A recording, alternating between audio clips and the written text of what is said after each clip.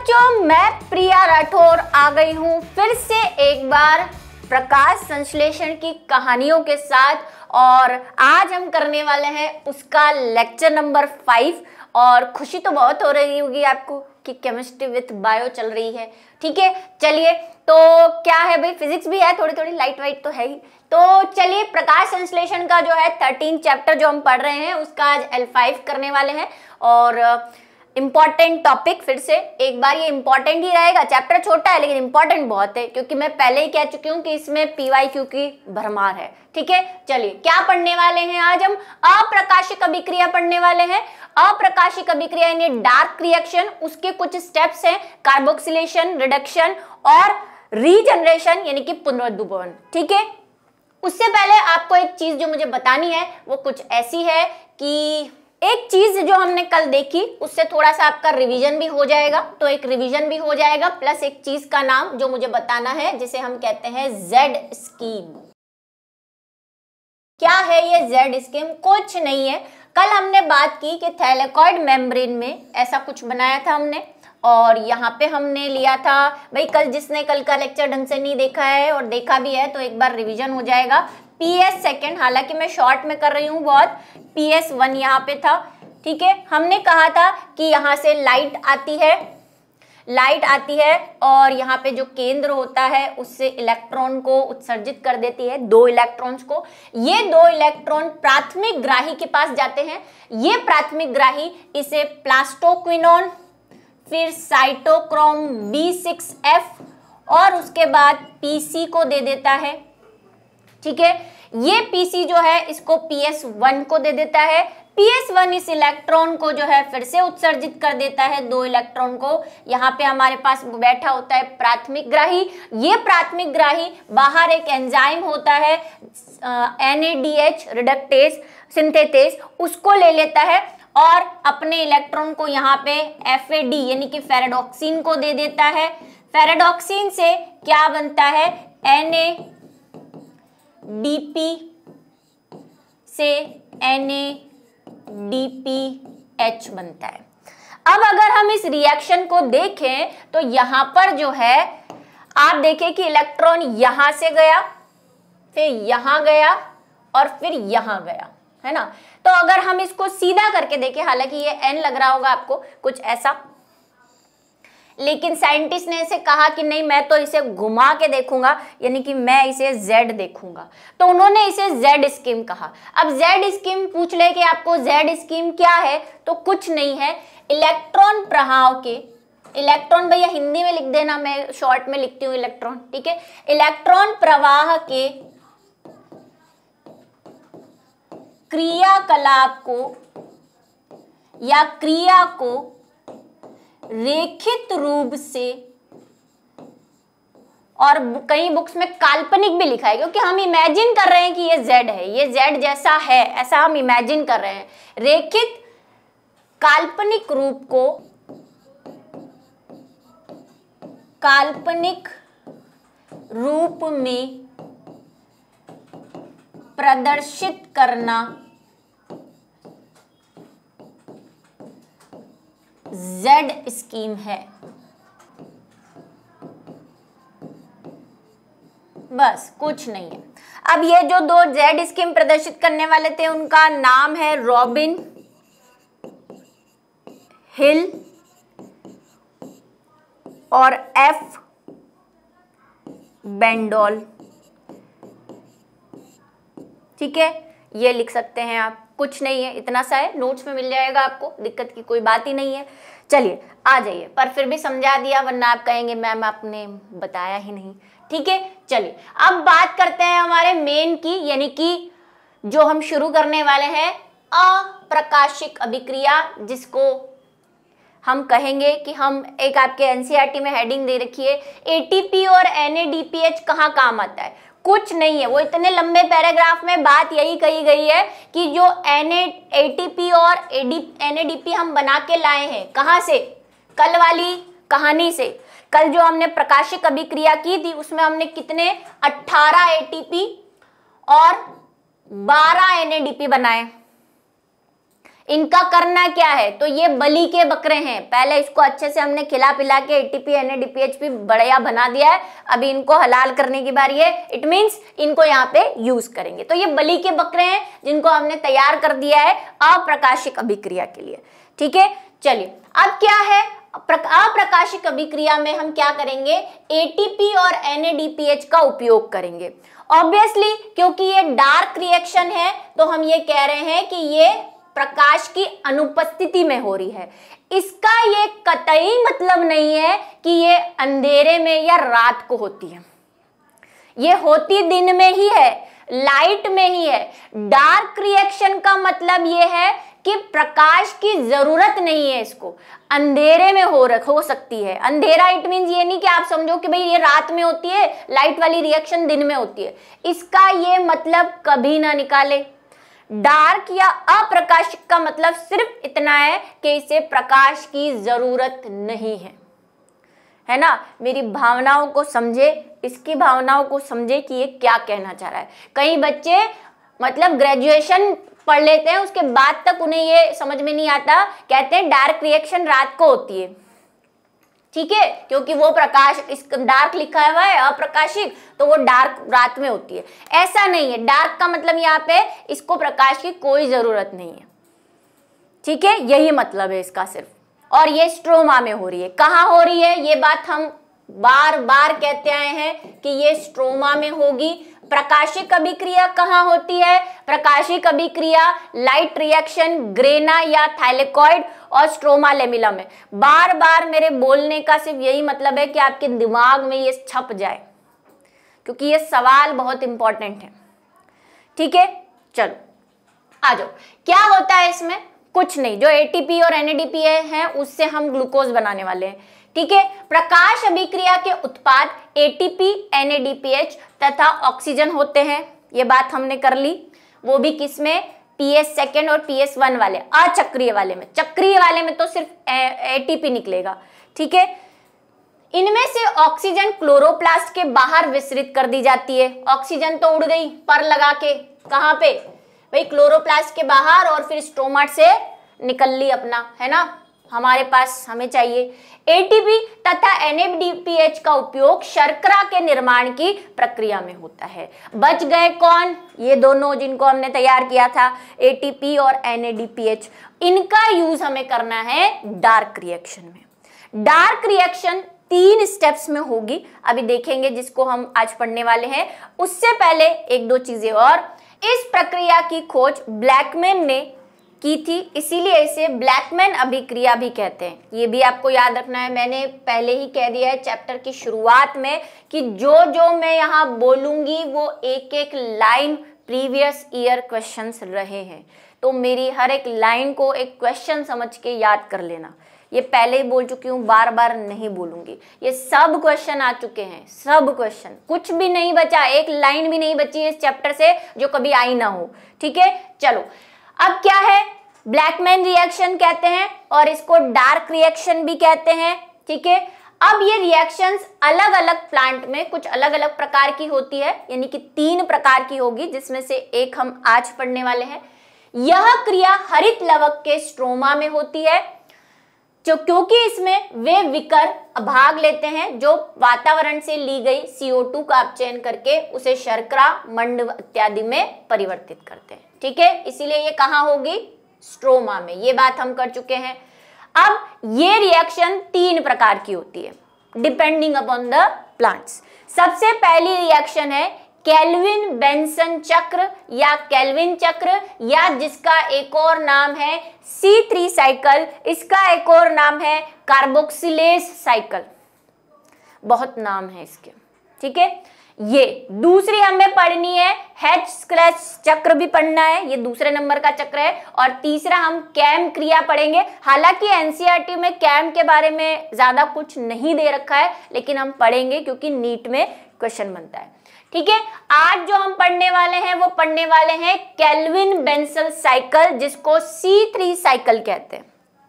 ठीक, आ जाओ अब शुरू करते हैं। केल्विन बेंसल तो एक वैज्ञानिक थे, केल्विन बेंसन, इन्होंने किस पे किया था? ये वाला क्वेश्चन भी आ चुका है। शैवाल पे फोटोसिंथेसिस किया था इन्हें, एल्गा पे, ठीक है, एल्गी पे इन्होंने फोटोसिंथेसिस, एल्गी में जो प्रकाश संश्लेषण होता है ना, उस पे इन्होंने अध्ययन करके इस चक्र की खोज की है। पूरा उन्होंने फोटोसिंथेसिस खोज लिया एल्गा में कि कैसे होता है, और वहां से ये पता चला कि C3 साइकिल चलता है जिसमें डार्क रिएक्शन होती है। ठीक, एक और चीज, इन्होंने कार्बन 14 का यूज किया था इसके लिए। आइसोटॉप्स समस्थानिक होते हैं। अब क्या होते हैं समस्थानिक? भाई ऐसे जिनका परमाणु क्रमांक समान होता है लेकिन परमाणु भार अलग अलग होता है, समस्थानिक। तो C14 एक समस्थानिक है कार्बन का, एक C12 होता है, ठीक है। तो C14 का यूज किया था, ये भी क्वेश्चन आया हुआ है। चलो, अभी केल्विन बेंसन ने क्या किया, ये पूरा साइकिल किया। देखो ये साइकिल बहुत लंबा है अपने आप में। जब आप इसको ग्रेजुएशन में पढ़ोगे तो ये साइकिल में कम से कम 13 या 14 जो है वो क्या बनते हैं, एलिमेंट बनते हैं बीच में। लेकिन हम सबको खाके सिर्फ बीच के 3 या 4 पढ़ने वाले हैं, क्योंकि एनसीईआरटी कह रही है नीट तक के लेवल में भी उन सबको नहीं पढ़ाया जा रहा। इसलिए अगर किसी की बुक में वो 15-16 एलिमेंट कहीं लिखे हो, कौन कौन से मैं बता रही हूँ आपको, डाईहाइड्रोक्सी एसीटोन फास्फेट, और है ना ट्रायोज और जेल्युलोज, और है ना फास्फोग्लिसरिक एसिड, और उसके बाद फ्रक्टोज, ग्लूकोज, ये सब नाम आ जाएंगे उसके अंदर।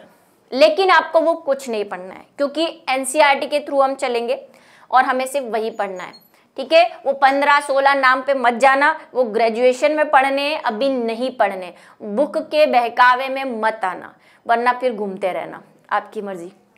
नीट में भी नहीं पढ़ाया जा रहा, ये भी बता देती हूँ। तो नीट में भी नहीं पूछेंगे, नीट के क्वेश्चन ये फिक्स है, जो मैं आपको बोल रही हूँ कि आप इसको लिखते जाइए, ठीक है। तो उन बहकावों में मत जाना। 15 से 16 बीच के अंदर बनते हैं केमिकल्स, लेकिन हमें उनके नाम याद नहीं रखे हैं, हमें 3 या 4 याद करने हैं जो हमारी एनसीईआरटी में दे रखे हैं, ठीक है, जिसपे क्वेश्चन आते हैं। बाकी किसी पे क्वेश्चन आते नहीं है, आए नहीं है, ठीक है। केल्विन बेंसल साइकिल क्या है? यह अभिक्रिया हरित लवक के स्ट्रोमा में होती है। भाई डार्क रिएक्शन है तो स्ट्रोमा में होगी।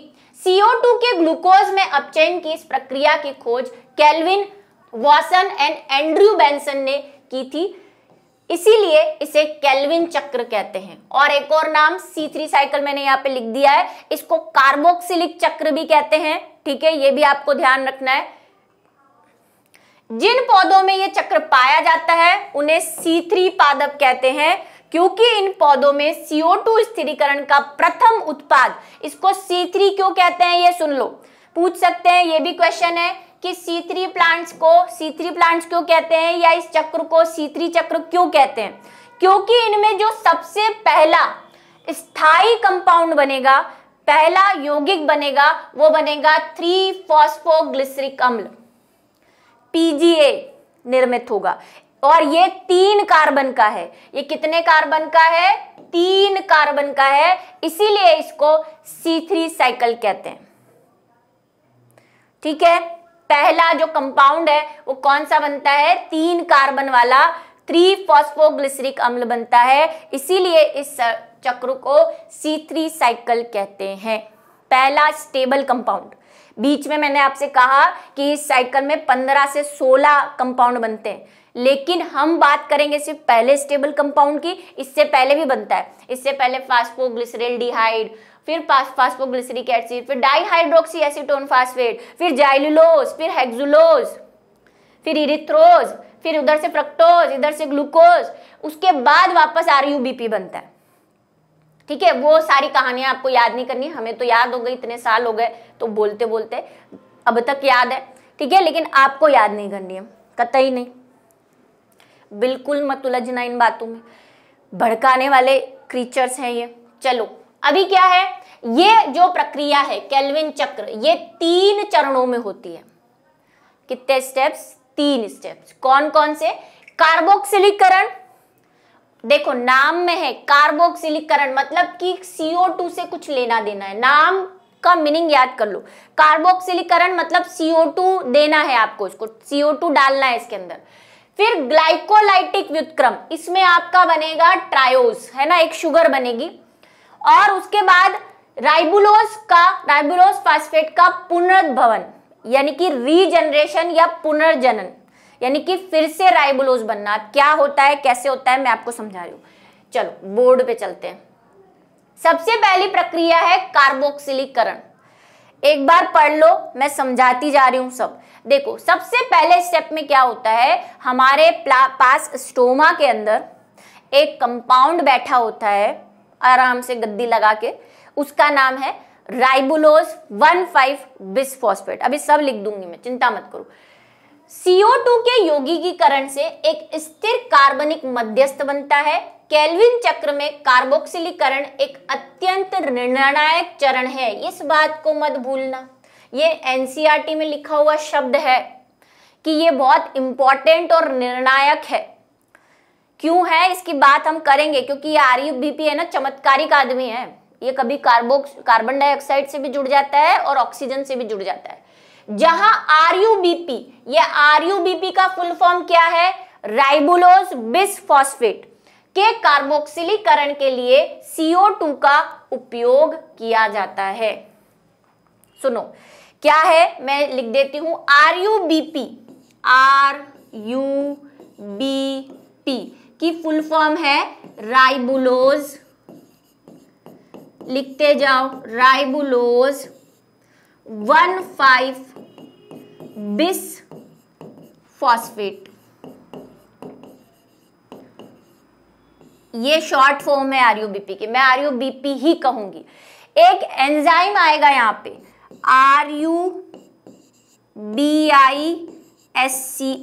ये क्या है, RUBP यानी कि राइबुलोज 1,5 बिसफॉस्फेट में कार्बन डाइऑक्साइड को जोड़ने के लिए हमें एक एंजाइम चाहिए। उस एंजाइम का नाम है राइबुलोज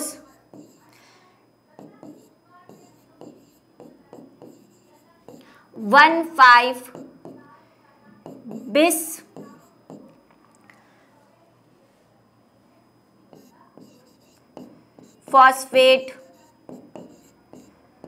कार्बोक्सिलेज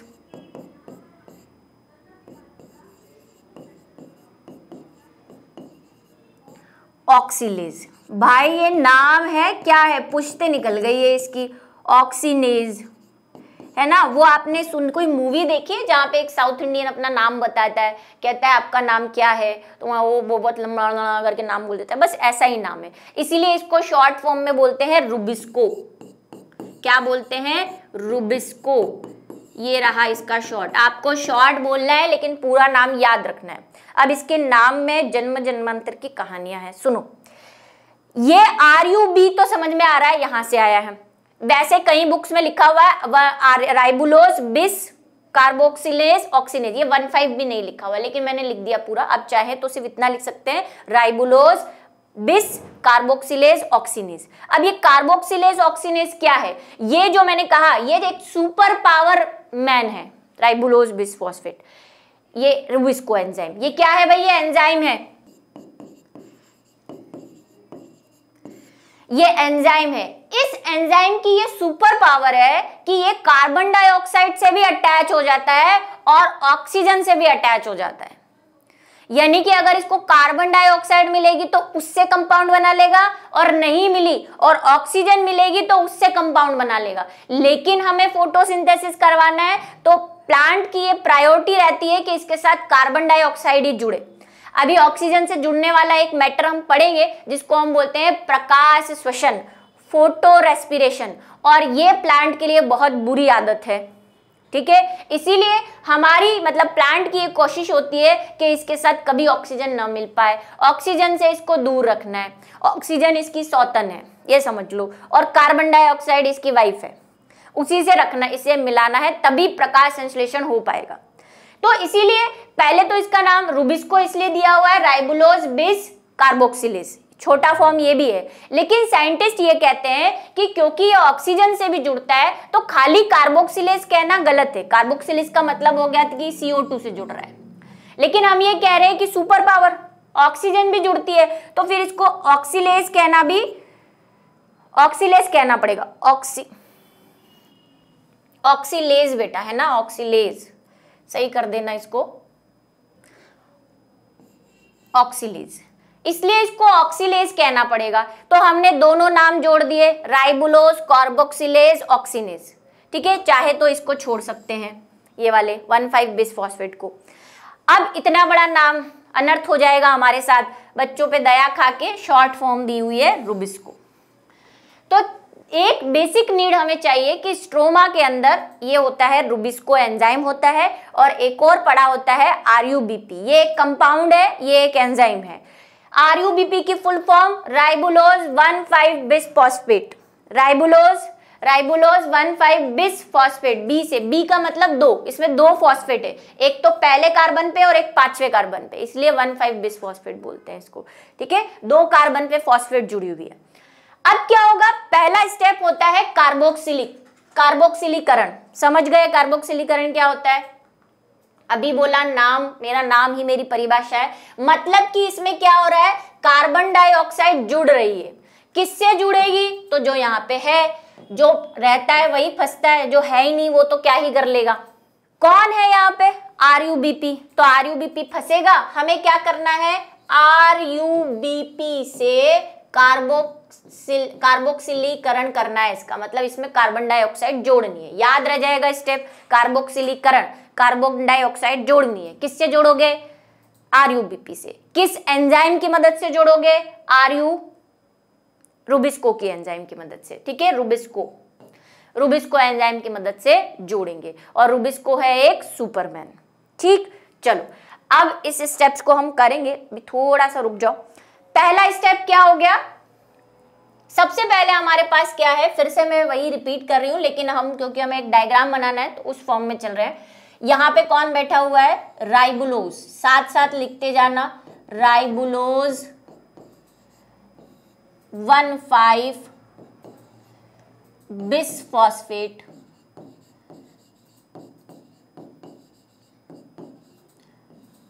अच्छा इसको कहते हैं RUBP, ठीक है। अभी एक और क्वेश्चन बनता है यहाँ पे, ये कितने कार्बन वाला है? तो भाई ये 5 कार्बन है इसके अंदर। कितने कार्बन है इसके अंदर? 5। पता चल जाएगा भाई 1,5 है, 5 कार्बन है, पहले और 5वें से फॉस्फेट जुड़ी हुई है। इससे क्या होता है, इसके साथ आती है हमारी CO2, जो कहां से ली जा रही है? CO2 कहां से ले रहे हैं? रंध्र से, स्टोमेटा से ले रहे हैं, ठीक है। तो CO2 की एंट्री हो रखी है यहाँ पे, प्रकाश संश्लेषण चल रहा है, लेकिन CO2 के साथ एक और चीज है, और वो है पानी। भाई CO2 अकेली नहीं आएगी, भाई रंध्र है तो उससे कुछ वाष्प के फॉर्म में पानी भी आएगा, है ना। इसीलिए कई बच्चे जो है, एक चीज मैं आपको बताती हूँ, हटके है थोड़ी, जब आप फोटोसिंथेसिस की रिएक्शन लिखते हैं ना, तो वहां पे ऐसे लिखा होता है AQ। कई बच्चे बोलते हैं मैम CO2 तो गैस है, ये इक्वस क्यों लिखा हुआ है? वो इसलिए इक्वस लिखा हुआ है क्योंकि CO2 प्योर गैस की फॉर्म में बाहर नहीं आती है, अंदर नहीं जाती, वो पानी के साथ जाती है। ये देखो, जल वाष्प के साथ जाती है। इसलिए जब भी हम एक फोटोसिंथेसिस की एक परफेक्ट वाली इक्वेशन लिखते हैं, तो उसमें CO2 को G नहीं लिखते, उसकी फेस कभी G नहीं लिखते, वो इक्वस होती है, क्योंकि उसके साथ पानी भी आता है। पता नहीं कभी आपने इस चीज को नोटिस किया या नहीं, करना चाहिए, 10th में ही कर लेना चाहिए, ठीक है। चलिए CO2 आएगी, यहाँ पे इक्वस फॉर्म में आ रही है, गैस फॉर्म में नहीं आ रही। अब क्या होता है, CO2 आती है तो ये 5 कार्बन थे, कितने हो गए भाई, मैथ्स जनरल, 6 कार्बन हो गए, 5 और 1 6 कार्बन वाला कंपाउंड बनना चाहिए था हमारे हिसाब से, लेकिन हमारे हिसाब से केमिस्ट्री नहीं चलती, ये तो आप समझ ही गए होंगे। केमिस्ट्री के हिसाब से यहाँ पे 6 कार्बन कंपाउंड नहीं बनता, यहाँ पे 3 कार्बन के 2 कंपाउंड बनते हैं। 3 कार्बन के 2 मॉलिक्यूल, 3 कार्बन का एक कंपाउंड बनता है, जिसका नाम 3 कार्बन का, कौन सा? PGA।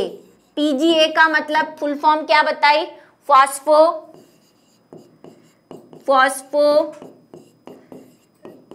ग्लिसरिक या फॉस्फोग्लिसरेट, है ना। आपके बुक में ग्लिसरेट लिखा हुआ है तो ग्लिसरेट लिख दो बच्चों, आप फिर कंफ्यूज हो जाओगे, ग्लिसरिक लिखेंगे ग्लिसरेट। फॉस्फोग्लिसरेट अम्ल ये बनता है। इस सबकी शॉर्ट और सबकी लॉन्ग सब याद रखनी है। 2 मॉलिक्यूल बनेंगे, हो गए 6 कार्बन, 3 कार्बन के 2 अणु। ये कैलकुलेशन ध्यान रखना, अभी बहुत कुछ करना है हमें। अब क्या होता है, ये 3-फॉस्फोग्लिसरेट जो है ये भी बड़ा कैसा है, वैसे फर्स्ट स्टेबल कंपाउंड है, यहाँ पे यही फर्स्ट स्थायी कंपाउंड है, इसीलिए हम इसको C3 साइकिल कह रहे हैं, क्योंकि जो कंपाउंड बनता है वो 3 कार्बन का बनता है, इसीलिए पहला कंपाउंड जो बना है इसमें वो 3 कार्बन का है, इसीलिए हम इसे कह रहे हैं C3 साइकिल, C3 चक्र और केल्विन चक्र। केल्विन चक्र भी लिख देती हूँ, वरना मैम बोलेंगे मैम आपने केल्विन चक्र तो पढ़ाया ही नहीं, आपने तो C3 साइकिल पढ़ाया था, नादान बच्चे। ठीक है, चलो अब क्या होता है, ये PgA जो कहता है नाराज है बड़ा, वो कहता है ये 6 कार्बन से 3 कार्बन पे ले आए, एक तो बेइज्जती, और बेइज्जती के बाद फिर मेरे को 2 अणु और बना दिए, मेरे से संभल नहीं रहे, दोनों तरफ मेरे 3-3 कार्बन लपेट दिए, तो ये कह रहा है कि नहीं मैं तो इस अवस्था में रहूं ही नहीं। ये क्या करता है, 3 कार्बन की एक शुगर बना लेता है, ट्रायोज। ट्रायोज समझ गए, बायोमोलिक्यूल पढ़ के आए हैं, ट्रायोज जिसमें 3 कार्बन हो, तो इसमें 3 कार्बन है लेकिन 2 मॉलिक्यूल है, क्योंकि यहाँ पे भी 2 थे तो 2 अणु ट्रायोज बने। 3 कार्बन के 2, 6 वाला था, यहाँ पे 6 से 6 बन रहे हैं, 6 कार्बन चल रहा है।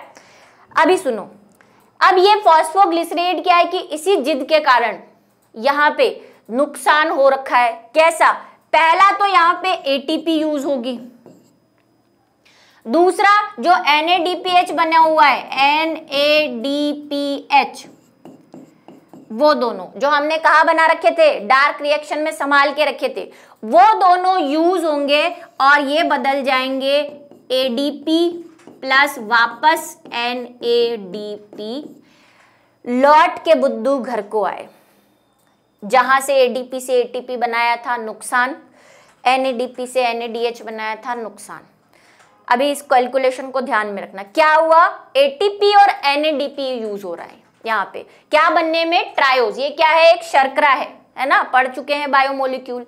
अब क्या ये ट्रायोज कहता है कि नहीं यार 6 कार्बन लेके हम थोड़ी ना जाएंगे, हमें तो ग्लूकोज भी बनाना है, कर तो प्रकाश संश्लेषण रहे, मेन पर्पस तो हमारा ग्लूकोज बनाना है। तो ये क्या करता है, 1 कार्बन का अणु अपने में से निकाल लेता है, कहता है यार ग्लूकोज भी बनानी है, 6 कार्बन थोड़ी लेके जाएंगे, तो 1 कार्बन जो है ये बाहर निकाल देता है। वापस कितने कार्बन हो गए, 5। भाई 6 कार्बन है ना, 3 कार्बन के 2 मॉलिक्यूल, टोटल कितने कार्बन है, 3 दूनी 6, कैलकुलेशन करते रहना। 3 कार्बन के 2 अणु है तो 3 दूनी 6 कार्बन है ना टोटल, उसमें से 1 कार्बन निकाल लिया।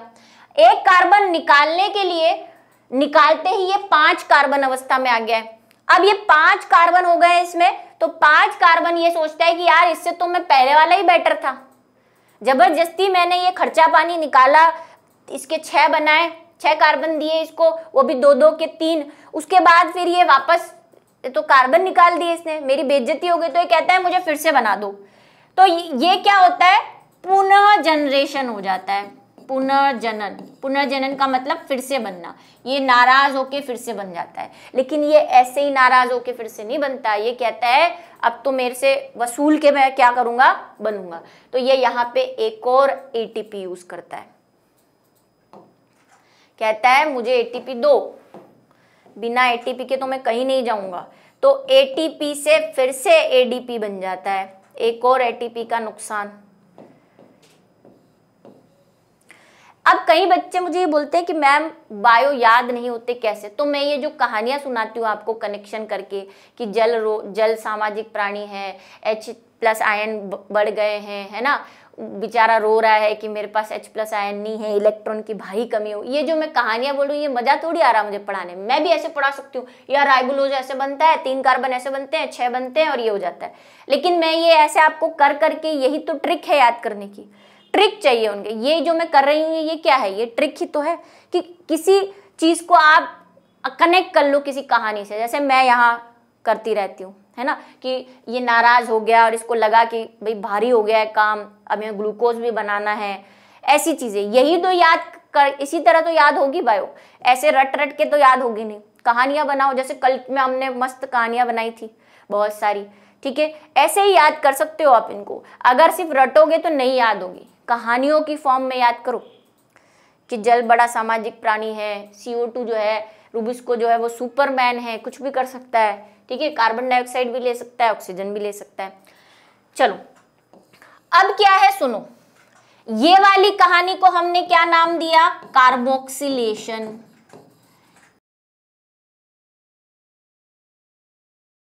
फर्स्ट स्टेप कार्बोक्सिलेशन, उसमें क्या हुआ, कार्बन डाइऑक्साइड जुड़ी, 5 कार्बन थे, इसके पास 6 कार्बन हो गए, यानी कि 3-3 कार्बन के 2 मॉलिक्यूल, 6 कार्बन हो गए, 3 दूनी 6, ठीक है। अब जब ये इसको लगा कि यार ये तो बर्बादी है, तो ये कह रहा है कि मैं तो ट्रायोज बना दूं, शर्करा बना दूं। अब ये शर्करा भी बोली कि नहीं यार, 3 कार्बन 6 कार्बन तो मैं नहीं ले सकती, मेरे को ग्लूकोज भी बनाना है, तो इसने ये 1 कार्बन निकाल दिया। अब ये जो 1 कार्बन निकला है ना आपका, यही एक एक करके, मतलब एक एक कार्बन निकल के फाइनली क्या बनना है, ग्लूकोज बनना है। लेकिन आपको पता है ग्लूकोज में कितने कार्बन होते हैं, 6 कार्बन। ग्लूकोज की संरचना पढ़िए, 6 कार्बन होते हैं, C6H12O6, ठीक है, 6 कार्बन होते हैं। एक साइकिल में, एक चक्र चलाइए, एक चक्र में 1 कार्बन निकल रहा है, तो 6 कार्बन निकालने के लिए, यानी ग्लूकोज बनाने के लिए आपको कितने चक्र चलाने पड़ेंगे, कितने चक्र चलाने पड़ेंगे, इंटू 6।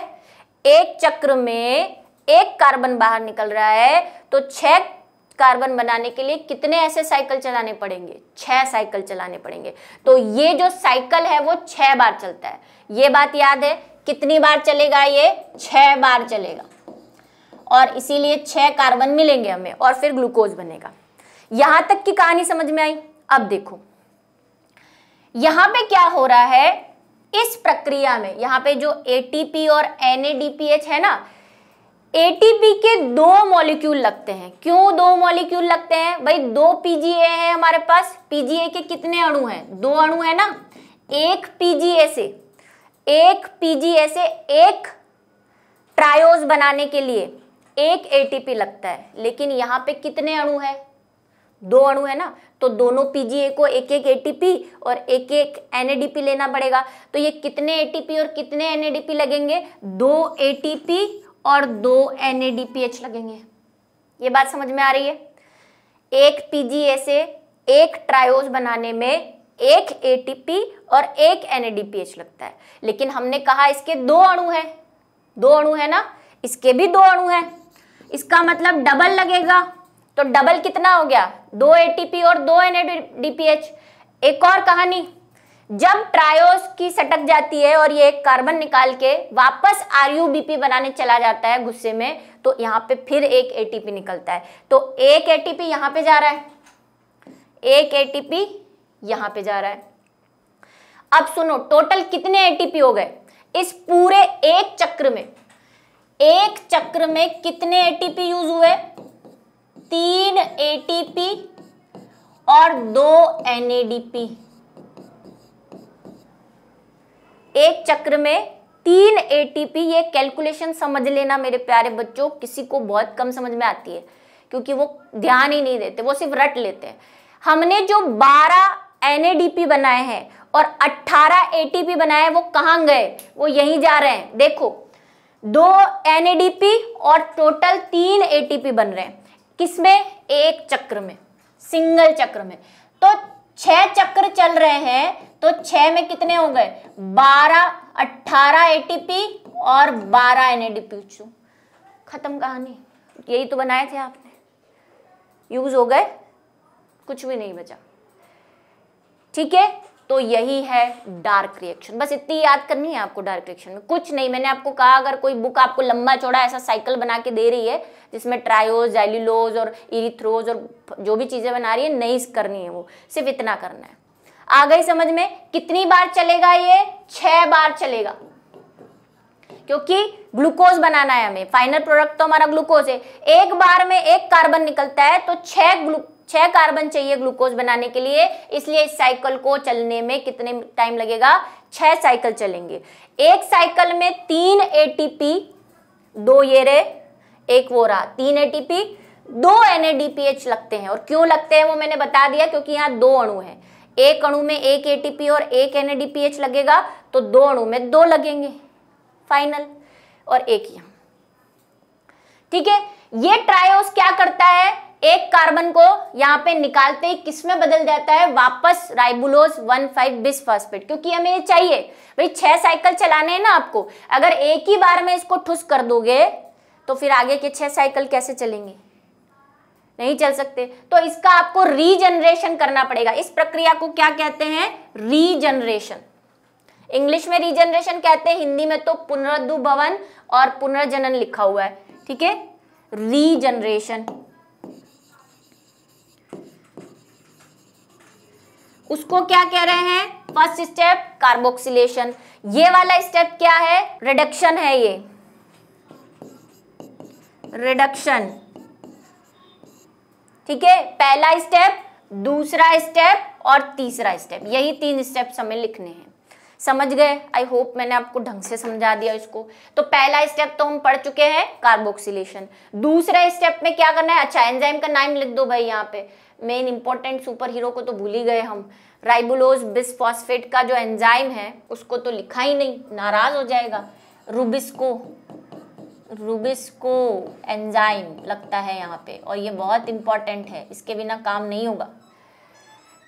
नेक्स्ट है रिडक्शन, अपचयन। क्या है अपचयन, भाई 6 कार्बन जो बनाए थे हमने उससे शर्करा बन रही है ना, जो आपका ग्लिसरेट है उससे क्या बन रही है, शुगर बन रही है, रिडक्शन हो रहा है। रिडक्शन में क्या हुआ, इस चरण में प्रत्येक CO2 अणु के स्थिर हेतु ATP के 2 अणु का उपयोग फॉस्फोरिलेशन के कारण तथा NADH2 के 2 अणु का उपयोग अपचयन हेतु होता है। बस आपको इतना नहीं लिखना है, बाकी चीजें आपको नोट्स में मिल जाएगी। ठीक है, यहाँ पे मैंने बहुत शॉर्ट में लिखा है क्योंकि समझाने में बहुत टाइम लगता है इसको। ठीक है, समझ गए, 2 अणु, 2 ATP और 2 NADPH। किसमें, इस वाले स्टेप में, रिडक्शन में। इसमें क्या होगा, ट्रायोज बनेगा। पथ से ग्लूकोज के 1 अणु को बनाने के लिए CO2 के 6 अणु के यौगिकीकरण का तथा चक्करों की आवश्यकता होती है। कितने चक्कर चलेंगे, 6 चक्कर, चक्कर पे चक्कर, चक्कर पे चक्कर, बहुत चक्कर चला रही हूं मैम। फिर है रीजनरेशन। रीजनरेशन किसका, रीजनरेशन RUBP का रीजनरेशन, क्योंकि हमें वो चाहिए 6 चक्र चलाने के लिए, बार बार उसको बनाना पड़ेगा, रीजनरेशन करना पड़ेगा। रीजनरेशन का मतलब फिर से बनना। यदि चक्र को बिना बाधा के जारी रखना है या रहना है तो CO2 ग्राहु अणु RUBP का पुनरुद्भवन बहुत ही आवश्यक है। क्यों बना रहे हैं, क्योंकि अगर चक्र चलाना है, फोटोसिंथेसिस करना है, ग्लूकोज बनाना है तो RUBP होना चाहिए। वही CO2 को लेगा और कोई नहीं ले सकता। उसको कैच करने का काम, CO2 को कैच करने का काम RUBP है। क्वेश्चन आपने देख लिए। पहला, कौन से एंजाइम की उपस्थिति में होता है, CO2 को कौन ग्रहण करता है, ये भी एक क्वेश्चन है। सबसे पहले CO2 का ग्राही कौन है अप्रकाशिक अभिक्रिया में, RUBP। ये क्वेश्चन बड़े डेंजरस है, सब कुछ आते हुए भी भुला देते हैं। और ये रहा हमारा NCERT का डायग्राम, वैसे हमने बना दिया है। ये RUBP, राइबोलोज 1,6-फॉस्फेट, इसमें कार्बोक्सिलेशन हुआ, CO2H2O मिली, 3-फॉस्फोग्लिसरेट बना, 2 अणु बने हैं। भाई ये मॉलिक्यूल के अणु लिखते रहना, आपके NCERT में नहीं लिखा, इसीलिए आपको समझ में नहीं आता कि 18 ATP यूज कहाँ हो गए। ये 18 ATP क्योंकि 2 मॉलिक्यूल बनते हैं, इसके 2 अणु बनते हैं। आप अणुओं की संख्या लिखेंगे चाहे NCERT में दी हो या नहीं दी हो, 2 अणु बनेंगे इसके। यहाँ पे ATP यूज होगा, 2 ATP और 2 NADPH। ठीक है, फिर क्या होगा, ट्रायोस फास्फेट बनेगी। ट्रायोस फास्फेट से पुनरुद्भवन होगा, एक और ATP यूज हो गया और फिर हमारा राइबोलोज बिसफॉस्फेट वापस बन गया। तो इसको कहते हैं केल्विन साइकिल, C3 साइकिल। ठीक है, अब हमें C4 साइकिल पढ़ना है, लेकिन उसके लिए करना पड़ेगा नेक्स्ट क्लास का इंतजार। तो मिलेंगे नेक्स्ट क्लास में, तब तक के लिए बाय बाय। और मिलेंगे नई कहानियों के साथ।